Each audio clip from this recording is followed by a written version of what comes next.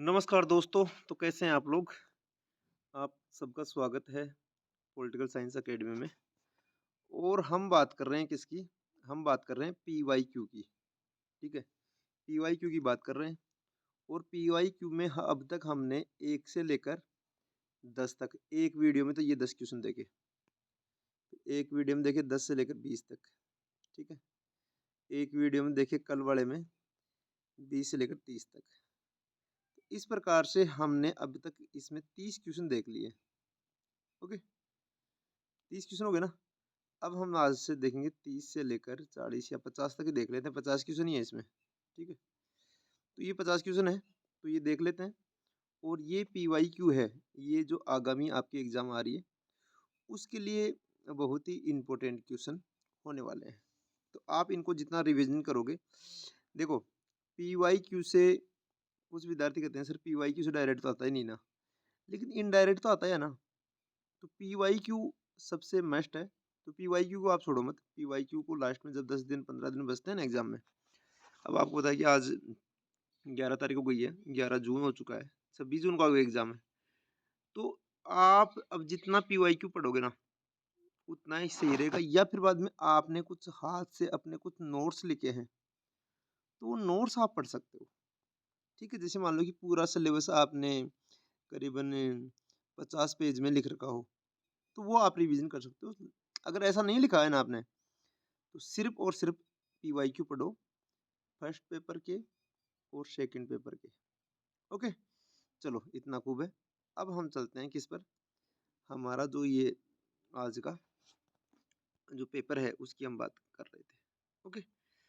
तो हमने जो देखा है कि ये जो हम देख रहे हैं कि जितने क्वेश्चन देख रहे हैं, उनकी मैंने कुछ स्लाइड बना रखी हैं, वो आपके सामने रहेंगी तो ज़्यादा बेटर रहेगा। ये देखो, कल हमने लास्ट में 30 नंबर का क्वेश्चन किया था। अब हम चलते हैं आगे। देखो, अखिल भारतीय जो सेवाएँ हैं, उनके बारे में क्वेश्चन है ये। ये कह रहा है, अभिकथन में क्या क्या कह रहा है? अभिकथन ये कह रहा है कि भारतीय संविधान के अनुच्छेद 312 के अनुसार राज्यसभा राष्ट्रहित में नवीन अखिल भारतीय सेवा का सर्जन कर सकती है। तो ये एकदम सही बात है। आर्टिकल 312 के तहत अखिल भारतीय सेवा का सर्जन कर सकती है कौन? हमारी राज्यसभा। राज्यसभा की हम बात करते हैं ना, तो हमारी राज्यसभा के पास एक तो अनुच्छेद 312 है। इस 312 के तहत क्या है इसमें? इसमें क्या है, जैसे मान लो कि हमारे यहाँ 3 सर्विस फेमस है। एक तो है आईएएस, ठीक है? जिसकी मारामारी चलती है। मतलब कि इस पोस्ट के लिए खूब सारे लोग एग्ज़ाम देते हैं। एक है आईपीएस, ठीक है? और एक है आईएफएस, ठीक है? इंडियन फॉरेन सर्विस, ठीक है? अब देखो 1972 में, शायद मैं जहाँ तक मैं याद कर रहा हूँ, 1972 में एक नई सिविल सर्विस का गठन किया गया, जो थी कौन-सी? आईएफएस, मतलब इंडियन फॉरेस्टर सर्विस। तो ये फॉरेस्टर सर्विस है ना, इस फॉरेस्टर सर्विस का जो गठन है ना, ये किया गया था किसके द्वारा? हमारी राज्यसभा के द्वारा, ठीक है? तो हमने ये समझा इस पहले अभिकथन को। कारण देखो, राज्यसभा राष्ट्रहित को प्रशस्त्र ढंग से परिभाषित कर सकती है, ठीक है? तो ये जो कारण है, इसका कारण भी सही है और अभिकथन तो सही है ही। तो इसका आंसर हो जाएगा ए, ठीक है? ये नीचे आपको इसमें दे रखा है, ये जो हमने बात कर ही ली है। तो ये था अनुच्छेद 312 के बारे में बात, ठीक है? आगे देखते हैं। इसमें आपको क्या है, मिलान करना है। मिलान करेंगे तो ये क्या है, ये जो पेन है ना, ये पेन ऐसे चलता नहीं है। अब मैं यहाँ से करता हूँ ना इसको, तो ऐसे ये ज़ूम नहीं होता है, ठीक है? तो हम देखते हैं, बिना लिखे देखना पड़ेगा, ठीक है?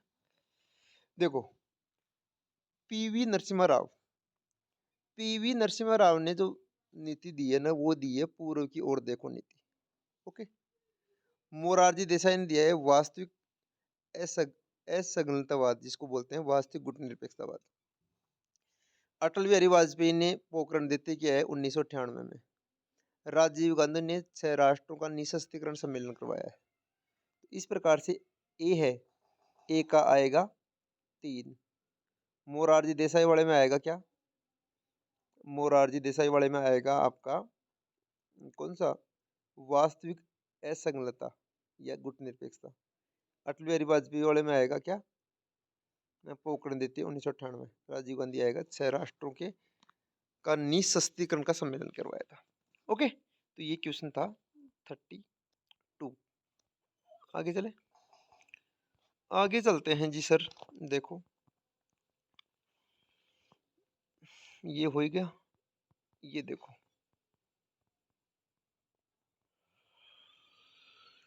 लोक प्रशासन की विषय की उत्पत्ति हुई है। तो ये वे लोक प्रशासन विषय की उत्पत्ति अमेरिका में हुई है, संयुक्त राज्य अमेरिका में इसकी उत्पत्ति हुई है।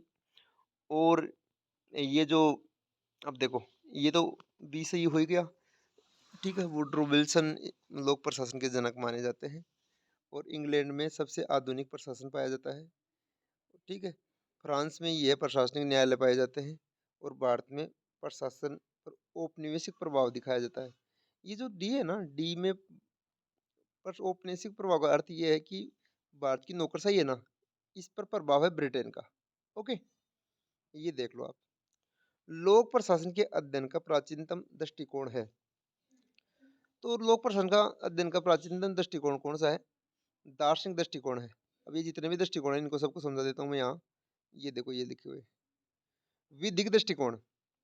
विधिक दृष्टिकोण का अर्थ क्या होता है? कानून का इसमें आएगा, कानून को ध्यान में रखकर अध्ययन किया जाता है ताकि नागरिकों का सकारात्मक हित रखा जा सके। तो विधिक तो ये होता है मतलब कानून, विधि मतलब होता है कानून, लॉ जिसको बोलते हैं। दार्शनिक दृष्टिकोण, इसमें दर्शन का आधार मान मानकर अध्ययन किया जाता है जिससे नैतिकता और अनुशासन में अध्ययन में शामिल किया गया है। ओके, तो ये तो हो गया। ऐतिहासिक में देखो, ऐतिहासिक में इतिहास के जो सकारात्मक उदाहरण है उनका सारा लिया जाता है, प्रेरणादायक बनाया जाता है। और व्यवहारिक में इस अध्ययन में व्यक्तिगत अनुभव और सामान्य प्रयोगों को शामिल किया गया है ताकि जीवन को आसान बनाया जा सके। तो ये सारे ऐतिहासिक दृष्टिकोण है। आप इसे स्क्रीनशॉट भी ले सकते हैं, इसकी पीडीएफ हमारे टेलीग्राम पर मिल जाएगी। और ये जितने भी दृष्टिकोण है आप पेन कॉपी लेकर इसको लिख भी सकते हो। ये छोटी छोटी जो बेसिक चीज़ें ना वो आपको आती है तो ज़्यादा आंसर आप अच्छी तरह से कर सकते हो। ओके, अब देखो 35, देखो क्वेश्चन नंबर 35। निम्न में से किसने सार्वजनिक तथा निजी प्रशासन में स्पष्ट अंतर किया? सार्वजनिक और निजी प्रशासन में स्पष्ट अंतर किया है एल उर्विक। एल उर्विक ने किया है। एल उर्विक के बारे में हम देख लेते हैं। इन्होंने एक पुस्तक भी लिखी है जिसका नाम है papers on the science of administrations. 1937 में लिखी थी इन्होंने ये पुस्तक। और इन्होंने सार्वजनिक और निजी प्रशासन में क्या दिया है? अंतर किया है, ठीक है। अब देखो पहला ऑप्शन है हेनरी फेयोल। हेनरी फेयोल के बारे में देखो। हेनरी फेयोल लोक प्रशासन के क्षेत्र में महत्वपूर्ण योगदान दिया है। इनके द्वारा लिखे गए लेख और पुस्तकों ने सामाजिक, राजनीतिक और प्रशासनिक मुद्दों पर गहरी चर्चा की है। इसके विचारों ने लोक प्रशासन की समझ को नई दिशाओं में ले जाने में मदद की है। तो ये तो था कौन? हेनरी फेयोल, जिनका प्रशासन के बारे में ये जो विचार है हमने देखे। दूसरा है एमपी फोलेट। एमपी फोलेट के बारे में क्या कहा है? चाहे 3 लाइनों में देख लो। इन्होंने कहा लोक प्रशासन एक विशेष क्षेत्र है जो आर्थिक राजनीतिक प्रणालियों का अध्ययन करता है। यह कॉलेजों या विश्वविद्यालयों में विभिन्न स्तरों पर पढ़ाई जा सकती है। लोक प्रशासन में अध्ययन करने वाले छात्र सार्वजनिक नीतियों और प्रशासनिक प्रक्रियाओं और सरकारी व्यवस्थाओं के क्षेत्र में काम कर सकते हैं। ओके, ये हो गया। और उसके बाद में देखो Paul H L P L B, नाम ही नहीं आ रहा, एल पे बी, एल पे बी। सार्वजनिक तथा निजी प्रशासन में इन्होंने भी अंतर स्पष्ट किया है। ये लोक प्रशासन के बारे में ये कहते हैं कि प्रशासन का आधार है, कोई भी सरकार प्रशासन के बिना कायम नहीं रह सकती। प्रशासन के बिना अगर वह अस्तित्व में रह पाती है तो ये एक विचार विमर्श बन जाएगा। ठीक है, तो इसका जो आंसर है वो आपको मैंने बता ही दिया। आगे हम बढ़ते हैं। देखो इसका एक मिनट, इसका आंसर है ना, इसका आंसर डी है, ना कि सी। ओके, यहाँ देखो आप डी का आंसर देखो, ये सार्वजनिक और निजी प्रशासन में स्पष्ट अंतर किया है इन्होंने। और ऊपर सी में ये बात नहीं लिखी हुई, इसलिए आप इस चीज को ध्यान रखना कि इसका आंसर डी है। ठीक है, और इसका सी आंसर नहीं है। ओके, देखो आगे, नव लोक प्रशासन पर पुस्तक संपादित हुई है। तो फ्रैंक मेरिनी द्वारा जो नव लोक प्रशासन की पुस्तक है, इन्होंने नव लोक प्रशासन पर पुस्तक लिखी है फ्रैंक मेरिनी द्वारा। ठीक है, अब इन चारों जो आपके ऑप्शन में दे रखे हैं इनको देखते हैं। फ्रैंक मेरिनी की जो ये पुस्तक है, इनका नाम है towards a new public administrations the Minnowbrook perspective. 1971 में ये पुस्तक लिखी हुई है नवलोक प्रशासन पर। तो ये तो हो गई पुस्तक। दूसरा इसमें ऑप्शन दे रखा है डी वाल्डो। डी वाल्डो के बारे में देखो, इनके अनुसार लोक प्रशासन प्रबंधन की कला और विज्ञान है जिसे राज्य के मामलों में लागू किया जाता है। लोक प्रशासन की प्रक्रिया में एक सरकार की इच्छा व अभिलाषा को प्रभावी करने वाली कार्यवाहियों में शामिल है।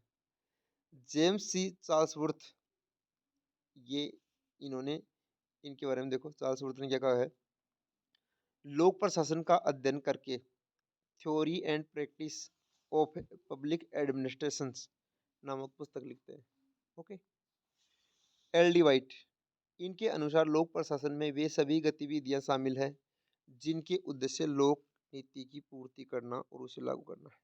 ओके, अब अगला जो ये आपने चारों ऑप्शन देख लिए, ये मैंने थोड़ा डिटेल में इसलिए लाया है कि चारों ऑप्शन क्लियर होंगे तो आपको ज्यादा ज्यादा मजा आएगा इसमें ना। एल्टल मेयो तथा उनके साथियों द्वारा हार्थोन प्रयोग किए जाने से नव विचार उत्पन्न हुए जिन्हें कहा गया है। तो इन्होंने मानव संबंध सिद्धांत कहा गया है, और ये मानव संबंध सिद्धांत है, इनके बारे में बात की गई है। ठीक है, तो इसका आंसर तो डी है। और एल्टल मेयो है, इन्होंने मानव संबंध सिद्धांतों के साथ में हार्थन प्रयोग के नव विचारों पर ध्यान दिया है। अब देखो, अब कह रहा है वैज्ञानिक, पहला ऑप्शन देखो वैज्ञानिक प्रबंधन। वैज्ञानिक प्रबंधन के बारे में ये देखो, वैज्ञानिक प्रबंधन का अर्थ है वैज्ञानिक तथ्यों और तर्कों का उपयोग करके विभिन्न संगठनों, संस्थाओं या परियोजनाओं का प्रबंधन करना।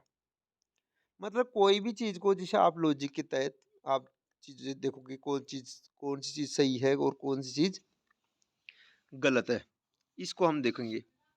मैं मतलब है कि आप मतलब है कि किसी चीज को इसलिए फॉलो मत करना कि भाई कि लोग कह रहे हैं, कोई बुक कह रही है, ऐसे नहीं। उसको मतलब कि तर्क के आधार पर कसौटी पर कर सोगा आप। एक ये आगे आगे कह रहा है, ये एक विशेष तरीके से विवेचित प्रकार का प्रबंधन है जिसमें निर्णय और योजनाएं वैज्ञानिक तरीके से लिए जाते हैं, जिससे स्थायित्व और प्रभावकारिता बढ़ती है। वैज्ञानिक प्रबंधन के लक्ष्यों में सही तथ्य, गहरी विश्लेषण और प्रभाव के आधार पर निर्णय लेना शामिल है। यह विभिन्न क्षेत्रों में लागू हो सकते हैं जैसे कि विज्ञान, प्रौद्योगिकी और स्वास्थ्य, पर्यावरण, उत्पादन, यातायात और अन्य। ठीक है, तो ये था वैज्ञानिक प्रबंधन। दूसरा परंपरागत सिद्धांत।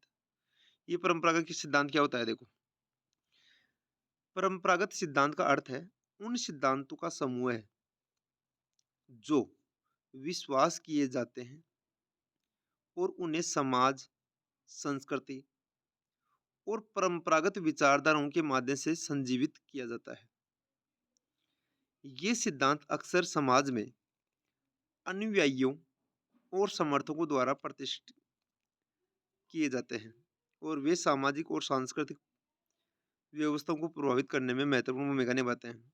ये सिद्धांत समय के साथ बदल जाते हैं और विभिन्न समाजों और ये डिस हो गया विभिन्न समाजों और संस्कृतियों में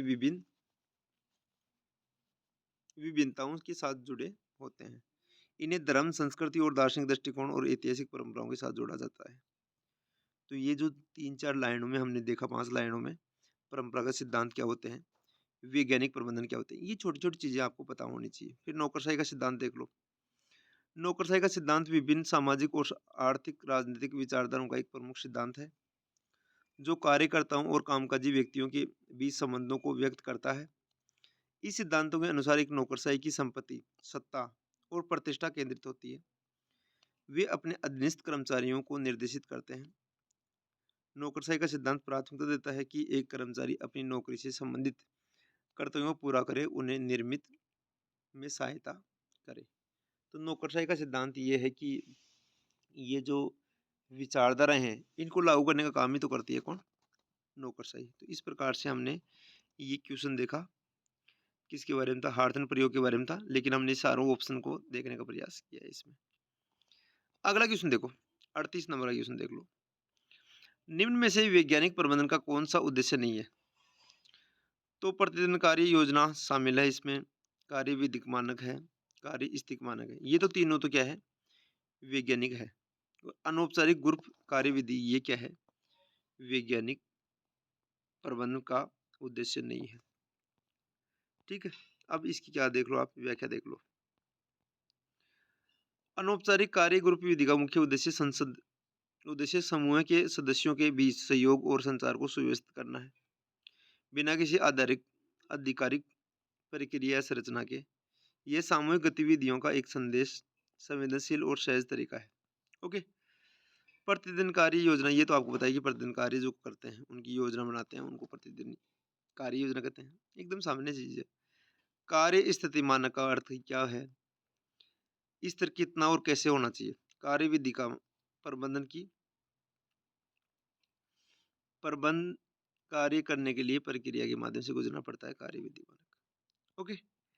अगला देखो, किसने स्टाफ सूत्र को त्रिवर्गीय सामान्य, स्टाफ तकनीकी और स्टाफ सहायक में विभाजित किया है? एल डी वाइट, फिकनर और फ्रिस्चेस, पहला ऑप्शन। दूसरा इसका आंसर तो आएगा एल डी वाइट। तो पहला देखो, इसमें ये जो फिकनर और प्रेथस, लोक प्रशासन का अर्थ है सरकारी, लोक प्रशासन का अर्थ है सरकारी, इसमें होगा सरकारी कार्य होना, चाहे वह किसी स्वास्थ्य प्रयोगशाला में हो, एक्सरे मशीन चलाता हो। अरे, लोक प्रशासन का अर्थ है कि जो गवर्नमेंट है इनसे जुड़ी हुई चीजें, आप ऐसे समझो इसको। ओके। दूसरा एल डी वाइट, इनके अनुसार लोक प्रशासन में वे सभी गतिविधियां शामिल है जिनका उद्देश्य लोक नीति की पूर्ति करना और उसे लागू करना। स्टाफ सूत्र को त्रिवर्गीय सामान्य, स्टाफ तकनीकी और सहायता में विभाजित करना है। जे डी मुने की दो पुस्तकें हैं लोक प्रशासन पर, एक तो ऑनवर्ड इंडस्ट्री 1931 में लिखी हुई है, प्रिंसिपल ऑफ ऑर्गेनाइजेशन 1939 में लिखी हुई है। फिर है अल्बर्ट लेपास्की, इन्होंने लोक प्रशासन के अध्ययन करके नियमों को आसान बनाया है। ओके। लास्ट है इसमें उत्तरदायित्व के विभिन्न, 40 का देखो आप। उत्तरदायित्व के विभिन्न स्तरों पर उच्च अधिकारी और अधीनस्थ कर्मचारियों के संबंधों को कहते हैं, तो इनको पद सोपान कहते हैं। पद सोपान में आप देखो, ठीक है, देखो पद सोपान में आप देख लो, यहाँ ये लो, ठीक है। पद सोपान का मतलब ये है कि जो आप इसको स्क्रीनशॉट लेकर इसको आप विस्तार से पढ़ लेना, वीडियो लंबा हो जाता है फिर, है ना। तो क्या है कि ये पद सोपान है, इसमें क्या है कि आपका मतलब कि आपको कहाँ स्टैंड करना पड़ेगा, इसके बारे में बात की गई है। विस्तृत नियंत्रण का अर्थ ये होता है कि आप मतलब कि ज़्यादा आपके ऊपर क्या है, ज़्यादा प्रबंध लगाया जाए। ओके। और प्रयोजन, ये क्या है, ये आप पूरा इसको डिटेल से पढ़ लेना, ठीक है। और उसके बाद में समादेश की एकता, तो समादेश की एकता है क्या है, इसके बारे में आप सारी डिटेल देखो, बस इतना है। तो ये हमें देखने को मिलता है कि समादेश का एकता का अर्थ ये है कि सामाजिक, आर्थिक और राजनीतिक जो स्थिति है इनमें समावेश हो, ठीक है। जेंडर की बात की गई है और रोजगार की और स्वास्थ्य की बात की गई है, ठीक है। और प्रत्यायोजन का अर्थ है मतलब कि जो संगठन है, कोई व्यक्ति है, ये किस प्रकार से जो अपना जो इन्वेस्ट है वो कैसे करते हैं, संगठन कैसे काम करता है, कंपनी कैसे चलती है, ये सारी चीज़ें। ठीक है, पद सोपान में आपको पता है कर्मचारियों को मतलब एक अनुभव के आधार पर उनको उनका प्रमोशन किया जाता है। तो इस प्रकार से हमें देखने को मिलता है क्या, ये हमने 10 क्वेश्चन इसमें किए हैं और अब इसका फाइनल लास्ट वीडियो हम लेकर आएँगे, उसमें इसको कंप्लीट कर देंगे। आपको कोई भी की चीज़ समझ में नहीं आई हो या कोई भी चीज़ आपको पूछनी हो या कोई भी चीज़ आपको क्या करनी है, हमें डिस्कस करनी है पॉलिटिकल साइंस के बारे में, तो आप कमेंट करके बता दीजिए। आपको लगातार आप लगे रहें, जब भी आप पार्क में गुम हो, जब भी आप फ्री हो, तो इन वीडियो को आप देख सकते हो। नमस्कार, धन्यवाद।